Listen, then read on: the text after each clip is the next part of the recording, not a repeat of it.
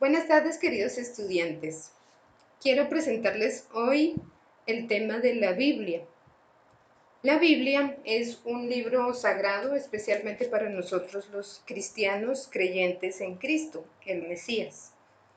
La Sagrada Biblia viene del griego biblos y significa colección de libros, es decir, biblioteca.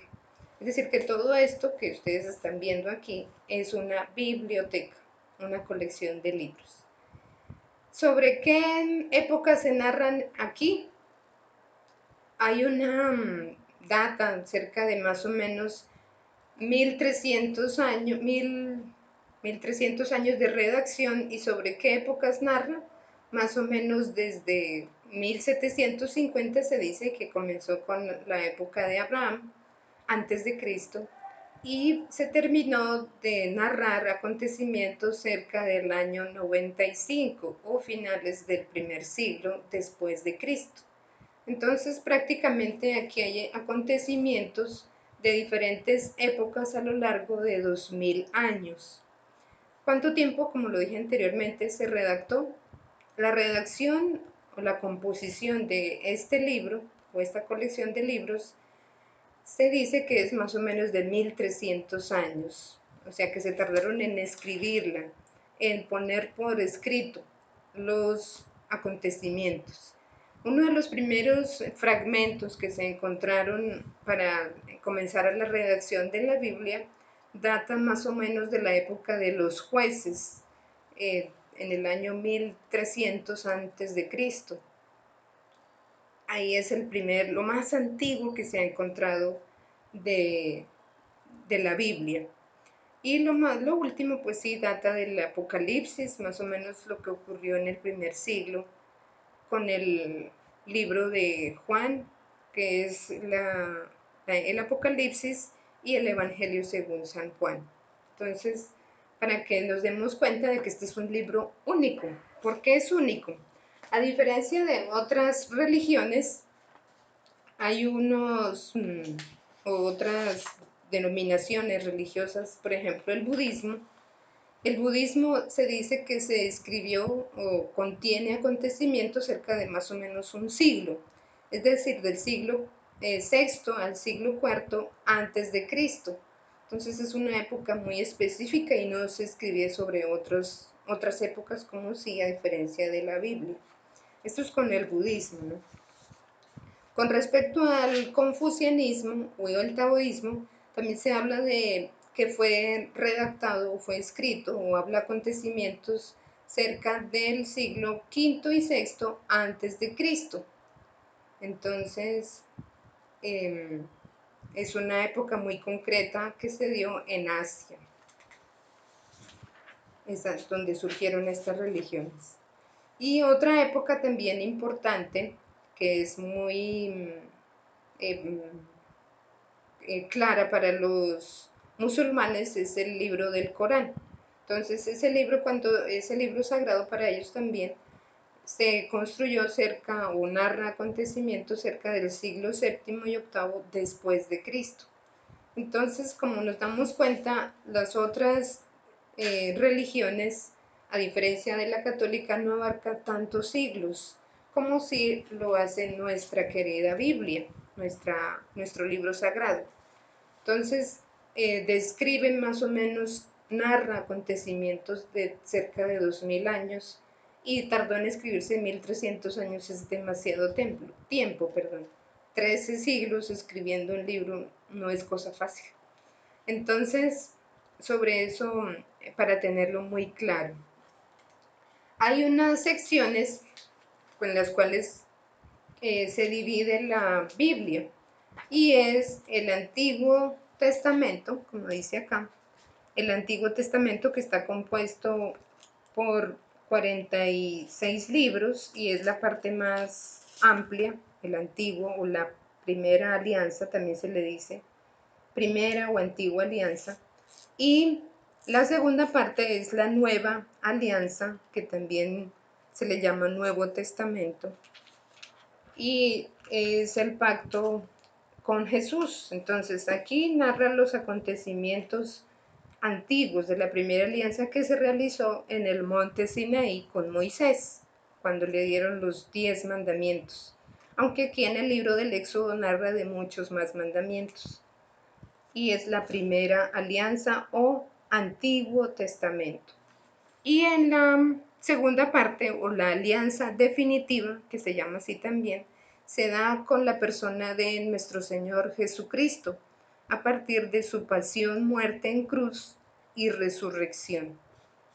Entonces, aquí 46 libros, que es la parte más gordita, y aquí 27 libros. Nosotros decimos testamento, pero el significado real significa alianza o pacto. Entonces, primer pacto con Moisés, segundo pacto o pacto definitivo con la persona de Jesucristo. Entonces se componen alrededor de 73 libros, que no todas las Biblias lo tienen. Hay Biblias que les quitan algunos libros, me refiero a algunas Biblias protestantes, no aceptan todos estos 73 libros. Entonces, eso es importante para lo que tengamos claro. Por ejemplo, Jesús nunca tuvo una Biblia en sus manos. Él tuvo solamente se llama la Biblia o libro de los 70. En griego se llama la Septuaginta. Se estaba formando en esa época. Pero básicamente Jesús se basa mucho en la Torá, que es el Pentateuco, los 5 primeros libros de la Biblia, y los libros proféticos. Entonces se habla de Moisés y los profetas. Jesús siempre habla en ese lenguaje porque eso era lo que él conocía. Y sobre la colección de testimonios, básicamente la Biblia habla de unas historias de testimonios de vida, de acontecimientos importantes con las cuales Dios marca la vida de cada persona, de cada ser humano, de cada familia o de cada pueblo. En este caso, pues la Biblia o Jesús, perdón, la revelación se da gracias a la persona de Abraham, de los profetas, de los patriarcas, los profetas, y después pues con la persona de Jesús. Entonces, esos acontecimientos dan vida a unos testimonios. Entonces, lo que se narran aquí son puros testimonios de vida, no son cuentos, no son libros de literatura, sino una historia de amor. ¿Sobre qué narra o por qué es importante o cuál es el objetivo de la Biblia? Básicamente se reduce en el libro de San Juan, en el Evangelio de San Juan, en el capítulo 3, en el versículo 16, que para qué es la Biblia o para qué es el texto de la Sagrada Biblia, los libros que están ahí contenidos. Es para creer, para que nosotros tengamos vida eterna.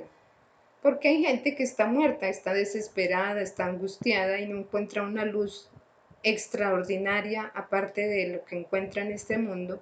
Entonces busca un refugio espiritual y eso se da a través de Dios. Y Dios se revela como en un pueblo, en unos acontecimientos que marcan la historia de cada persona. Entonces, por eso es una colección de testimonios, lo que encontramos en la Biblia, y su significado, su base esencial es que nosotros creamos, su objetivo es que creamos y tengamos vida eterna para no morir, no padecer. Padecer viene del griego, de ahí viene la paciencia, padecer, ejercitar con paciencia todos los sufrimientos que está sujeto el ser humano. Entonces, para eso es la Biblia. ¿De qué se trata? Básicamente aquí lo dice, es una historia de amor en que se narra el pecado, primero el paraíso, luego el pecado y después el perdón o la reconciliación. Uno sabe que las historias de amor se tratan de eso, de que por ejemplo, una pareja empieza a gustarle la otra persona, se enamora. Entonces, eso se llama una época de gusto, de, sí, de amor. Entonces, al comienzo se llama paraíso. Todo es bonito, todo es color de rosa, porque están enamorados. ¿Quiénes? Dios y la humanidad. Entonces, esa historia de amor, pues, no es tan duradera. Y se rompe, ¿por qué? Por el pecado, que narran en los libros primeros capítulos del Génesis. Desde más o menos el tercer capítulo comienza la historia de pecado y siguen hasta más o menos el capítulo 11 del Génesis, narrando cómo el pecado va creciendo desde una sola persona, que comenzó con Adán y Eva, hasta la Torre de Babel, que acabó con toda o sea, el colmo del desorden, del caos, fue con la Torre de Babel. Y por ahí viene el diluvio y Dios se pone bravo, según la narración, y acaba con el pueblo y solo rescata a una familia, que es la familia de Noé. Esa es la famosa arca de Noé. Entonces, pero Dios se arrepiente. Entonces, el mal o la pelea es por el pecado, ¿no? El pecado se llama pelea en una relación de amor, ¿no? Entonces, la humanidad es la que es infiel. En este caso, Dios es el que siempre está enamorado y siempre perdona, siempre está reconciliándose, pero la humanidad, bueno, sí, yo te amo, y vuelve y cae. Entonces, de eso se trata la Biblia, una historia de amor en donde el ser humano está enamorado de Dios, quiere estar con Dios, nos enamoramos de Él, es lo mejor que nos puede pasar en la vida, pero por nuestra condición humana, por nuestra terquedad, por nuestra necedad, nuestro orgullo, caemos y le somos infieles, nos atrae mucho más el mundo. Entonces Dios otra vez vuelve y se reconcilia. Nosotros prometemos hacer un pacto de alianza, de amor en que nosotros te seremos fiel. De eso se trata la Biblia, todo el tiempo, siempre está en amistad, pelea y reconciliación. Nos amistamos, nos peleamos y otra vez nos volvemos a amar. De eso se trata la Biblia. Entonces, en conclusión, la Biblia es para nuestra vida, es para que nosotros aprendamos a saber cómo debemos serle fiel a Dios. Si caemos, pues levantarnos y otra vez dar, dar gusto a estar amistados y estar enamorados de Dios, porque Dios Él siempre se mantiene fiel. Entonces, de eso se trata la Biblia, es una historia de amor. Por lo tanto, uno no puede compararla como que es un libro de literatura, como decir, Crónica de muerte anunciada, Cien años de soledad, los poemas de William Shakespeare. No, no es una literatura para uno decir en tal época lo que el personaje quiere decir. No son historias de fantasía, son hechos reales y concretos que marcaron la historia de unas personas, de una familia o de un pueblo, en este caso es de Israel. Y tampoco son teorías, no es que aquí está la sabiduría de cómo surgió el mundo. Para eso está la teoría o el origen de la vida de este señor científico Charles Darwin, creo que se llama, con la teoría del origen de la vida o el Big Bang. No pelea con eso, porque la Biblia no es un libro científico. De hecho, muchas veces uno encuentra muchas incoherencias, encuentra también eh, se llama eso anacrónicos, hechos anacrónicos que pasaron en un mismo tiempo, pero en diferente lugar. O sea, no hay coherencia. Si uno se pone a mirar todos los testimonios que hay en la Biblia, muchas historias se repiten, se devuelven, como que vuelven a repetirla de un momento a otro, vuelven a vivirla, murió pero ya vuelve a vivir. Entonces muchas veces no hay coherencia entre la Biblia porque son diferentes testimonios de vida. Y tampoco es un libro de ciencia, Aquí no está aquí no encuentras aquí las tareas sobre cómo empezó el mal, cómo empezó el bien, porque son historias de una experiencia, son testimonios de vida. Y es para que nosotros creamos, no como verdad científica, vuelvo y digo, sino como una verdad de vida que marca mi historia y me hace revivir de nuevo. Entonces, así es que debemos tomar la Biblia para nuestra propia vida, para creer que hay un Dios que sobrepasa nuestros conocimientos, sobrepasa nuestras eh, pensamientos, nuestras razones, nuestras ideas lógicas o ilógicas o locuras. Dios sobrepasa todo eso y rompe muchas veces con nuestros esquemas y planteamientos de vida, como está pasando actualmente con esta cuarentena. Tal vez Dios permite todo esto, pero ¿para qué? ¿Cuál es el objetivo? ¿Es para que yo me muera del desespero, de la angustia? ¿O para qué? No somos los primeros que sufrimos eh, una, una pandemia o una invasión. De hecho, aquí se narran las 7 plagas de Egipto. Entonces, eh, hay muchas historias, por ejemplo, la historia de Job, en donde se narran cómo él lo dejan solo y él sufre sin tener ninguna culpa, él siendo inocente. Entonces se llama el profeta de la paciencia del santo Job, se dice popularmente. Entonces, todas estas historias no son tampoco teorías filosóficas, porque los filósofos también se contradicen, uno encuentra una verdad, el otro encuentra otra verdad sobre algo, que esto, por ejemplo, esto no es azul celeste, sino es un azul un poco más claro, y el otro dice, no, tiene que ver con lo celestial. Bueno, cada quien tiene una teoría y aparece otra persona y dice, no, es otro azul, para decirlo, ¿no? Que las teorías filosóficas van cambiando y se van actualizando y se van renovando, como los libros científicos. Entonces, la Biblia es para creer porque es una colección de testimonios que marcan la historia de una humanidad, del ser humano, en diferentes situaciones, en diferentes circunstancias, pero que hace que su vida tenga sentido y que tengan vida. Si no, pues uno cae en el círculo vicioso de trabajar, consumir y gastar, producir para comer y gasto y vuelvo y trabajo para más gastar y padecer.